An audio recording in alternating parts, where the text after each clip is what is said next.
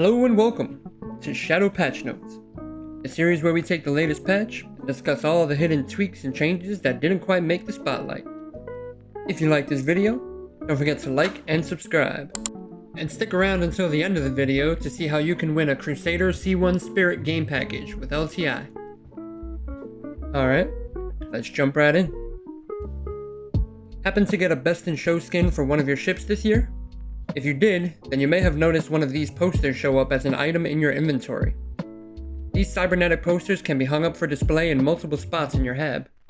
These do not persist at the moment, so be sure not to leave them behind for now. In the future, however, we'll be able to buy some player-owned housing, providing a cozy place to decorate, and hopefully a much-needed money sink. This new splash screen is amazing. Loving this industrial oil rig settlement in the background. Gives me some nostalgia of staring out at the ocean back in my Navy days. Speaking of settlements, we've got a whole slew of them across Stanton now, including Cutter's Rig on Hurston. We had our first taste of these in the Pyro preview, and now we can enjoy them in our current live build as well. If they're anything like Pyro, you can expect to see vehicles already spawned at some of them, as well as NPCs walking around just going about their day. You can also pick the vegetation at the farms and enjoy a little bite. New missions should be coming with these as well, such as the Fuel Depot Bombing mission and Destroy Servers mission. In some of these settlements, you can even find a terminal that sells RMC and buys different ore. Finding all of these will take some time, so happy hunting. We had some more ship stat changes in 3.22. The Reclaimer had its cargo grid increased from 300 to 420. Aside from that, it appears that CIG made tweaks to the emissions of pretty much every ship in the game. I'll leave a resource down below so you can check for yourself. If you own an X1 or Santoki, your ship is finally in the game. It appears CIG removed shields from most hoverbikes, including the Nox and the Dragonfly. I'm sure this has nothing to do with them releasing a hoverbike with a shield. A new Jumptown location was added, finally extending the event to the planet Hurston. I had always hoped that if JT ever came to this planet, that they would put it in the Savannah biome, and that's exactly what they did. It's called Echo Isle, a small location surrounded completely by water to make things even more interesting.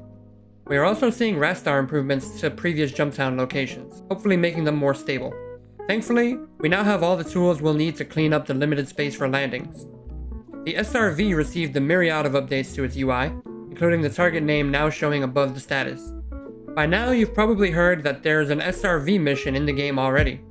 The cover-up towaway mission for the Hammerhead pays out 250k, and all you have to do is hit it with a beam and throw it. It even says so right in the mission text. This is a fun way to use the ship for now, so I'm going to let you in on a little secret.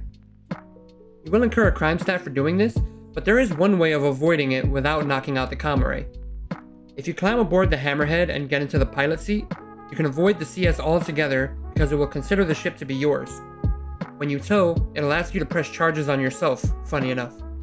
Then you just jump back into your SRV and tow away, crime-free. One more tip for the SRV. You may have noticed that coming out of quantum travel while towing the ship often breaks the tow beam. However, if you QT cancel early while towing a vehicle, it will allow you to maintain the connection when you come out of it. There are a few more tips like this in my SRV video on the channel, so check that out if you want to hear some more secrets like this. Here's an interesting one. Need to fix a bug by logging but don't want to go all the way back to a station? You can have a friend punch you, then hit Alt F4 to return to exactly where you were standing. This works because the game throws you into the in combat state, and will return you to the same place you were before. Gotta use some of these changes to your advantage, guys. So if there's one thing you need to know about 3.22, it's that Salvage is the star of the show. The Salvage UI has been modified once again, and the controls for switching laser heads have now changed completely. You now switch which laser side you control by pressing Alt-A or D. You can then press Alt-S to switch back to having both lasers on. And now if you press Alt-W, you will enter the all-new structural salvage mode. Yep, hole munching is finally in the game, and it works in a very interesting way. By the way, I'm going to be calling this the classic name Munching for the rest of this video, just because it rolls off the tongue a bit better. I can't. The process for doing this isn't made very clear from the jump, so I'll clarify here quickly to get you up to speed. First, while in this initial fracturing mode, you want to go ahead and get the edge of your Vulture, or claw, pretty much onto whatever you want to break into pieces. After a few seconds, it will magically shatter before your eyes.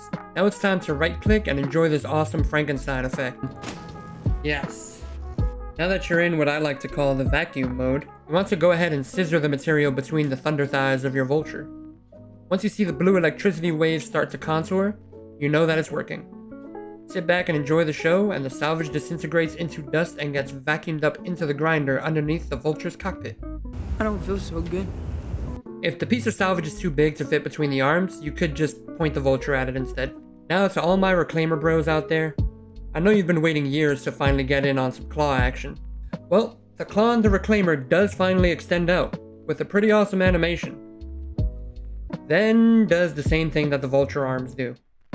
Instead of crunching and munching the hull, you're going to extend the claw out and perform the same dissolving and vacuuming effect as the Vulture. The claw is no more. Long live the straw. On second thought, you're right, Hurston. This isn't munching at all. Structural salvage it is. Munching is definitely up there for not using a beam, at least for the Reclaimer side of it. Just to be clear, I don't really mind the beam thing too much in this super early implementation. We still need Maelstrom and all that jazz to do it right. I get it. Anyway, keep in mind, you can still hull scrape after you fracture it. And you can also devour a ship right away without scraping, if you want to just go straight for the construction materials and get your mission done quickly. Construction materials are the new commodity introduced with structural salvage, and will likely be the main component for base building, a system which is set to begin development as early as a month from now. If you were curious about the sell prices of these, the construction materials are currently worth 6K after some much needed tweaking. They cannot be sold at TDDs, only at commodity terminals, like the ones found in admin offices. In an effort to encourage hull scraping, the price of RMC was then increased up to 14.3K. On the note of selling, it appears that you can once again sell cargo that is off the grid within your ship. Not sure if this was intended to be removed before, but it's back now. And if you haven't thought of it already by this point in the video, you can also just fill your Vulture grid with cargo, then refill the buffer with another load, and sell all of this at the city. As always, landing on the ice at New Babbage Commons is probably the best way to do this. Some huge changes were made to crafting as well. The different crafts in the filler station now require RMC and the new construction materials. The big thing to keep in mind is that the cost for crafting items is now much lower. This mixed with the new buffer system makes for an endless multi-tool production facility in every salvage ship. Everybody sell your Grey Cat stocks now. We're crashing the market, boys. This new buffer system I mentioned is one of the more interesting changes to hit the salvage ships. The Vulture has a buffer size of 13 SCU, and the Reclaimer has a buffer size of 240 SCU. Basically, instead of having to get up and move Vulture boxes every 2 crates, you can make them all in one shot, then go back and dispense them one by one. This is a great change for the Vulture, honestly. But as for the Reclaimer, I do feel like it's a huge hit to the awesome multi-crew experience we had with the ship. The team did manage to throw us a bone with the new alignment field, a mechanic that gives you a higher or lower yield percentage based on positioning. It doesn't really do much, but it does encourage you to run the Reclaimer with a partner for movement. The Reclaimer also gained the option to dispense larger boxes, up to size 16 SCU. Because of the addition of the size 8 boxes and above, they have essentially doubled the storage capacity of the processing deck, taking it from 120 SCU up to 240. This is because the 8 SCU crates and above are already stacked 2 boxes high internally. The cargo hold on the Reclaimer is unable to snap size 16 SCU boxes to the grid. You can fit a size 8 though. You can do all sorts of wacky stuff with turrets. People have been swapping out large turrets on Hornets, Constellations, Vanguards, you name it. The new hair options are here. There's a lot of great choices for female characters now. This update even comes complete with high fidelity jiggle physics. But hey, why stop with hair? So you have face tracking. Do you have like something with like jiggle physics tracking going on right now? A what?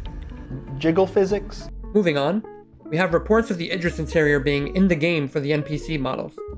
Let's see who will be the first to capture one and give us a walkthrough tour. FPS armor shop prices have been increased across the board. This excludes flight suits and undersuits. The price change isn't too crazy, but some heavy armors are up there in price now, like the Mazarov costing about 10k for the chest piece. We also saw the introduction of procedural weapon aim recoil to FPS combat. Recoil honestly looks and feels a lot nicer now. The Arclight pistol had a full rework and is now a burst pistol with an alt fire mode of single fire. The LH86 pistol is now fully automatic and really fun. We also saw fire rate changes for the Demeco, the S71, and the P4AR. The Lumen V SMG also had its burst delay decreased. And the R97 shotgun now has 18 shots in the mag. They fixed an issue causing an intense glare in the cockpit of the Vulture. This was actually caused by having a skin equipped to the ship, and it drove me insane in the live build up until now. The remote turret weapons on the A1 are functional again. Force reactions to getting hit by weapons were also tweaked, and changes were made to balance sniper rifles to avoid players in heavy armor being one-shot when hit by a sniper rifle. This will still happen to players wearing medium armor. Not too sure how I feel about this, especially for weapons like the P6LR. Along with the weapon balance changes, they have also adjusted player health, damage modifiers, and medical to increase the time to kill in fights. With this, we also saw an increase in the rate at which players will sustain injuries. So you will live longer, but you'll have the scars to prove it. Also important to note, medpens will now fully heal players. And by heal fully, they mean it will heal you to the max that you can, after injury deductions.